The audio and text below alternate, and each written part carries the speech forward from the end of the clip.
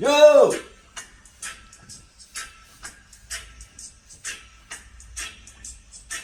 On n'est pas bien là? Bon allez, on arrête là.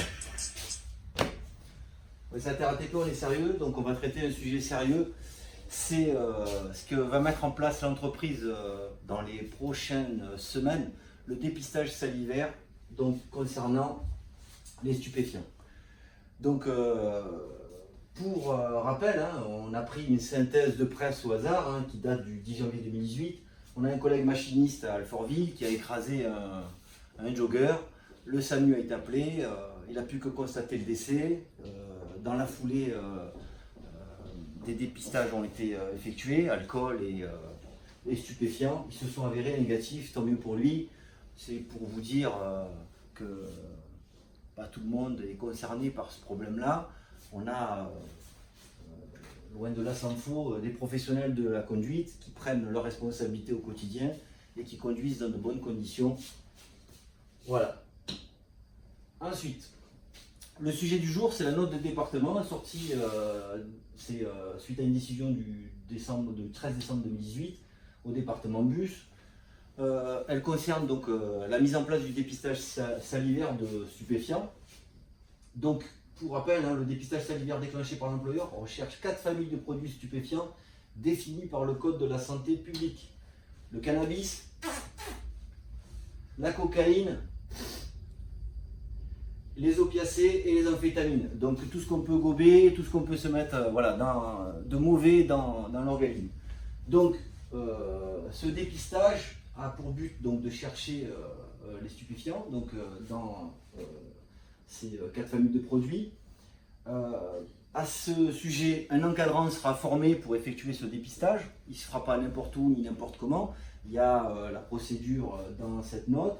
C'est du dépistage aléatoire, c'est pas je choisis de régler mes comptes avec Pierre, Paul, Jacques et je fais en sorte de le dépister dans un coin et d'espérer qu'il soit positif. Non, non, c'est pas comme ça, c'est un peu plus sérieux.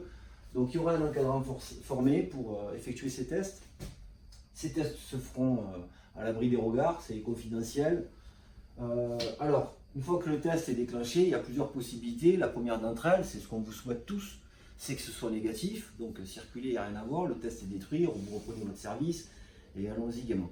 Le test est positif, ce qui peut arriver, donc dans la foulée, on fait un deuxième test. Ce deuxième test va permettre soit d'annuler le premier s'il est négatif, ou alors de confirmer les résultats du premier, et là, ça commence à se compliquer pour le collègue qui est positif.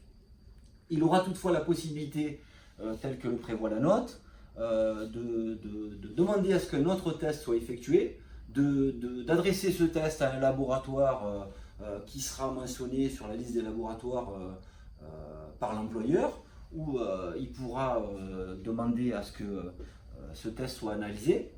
Il aura un délai assez court pour informer l'employeur du résultat de ces tests.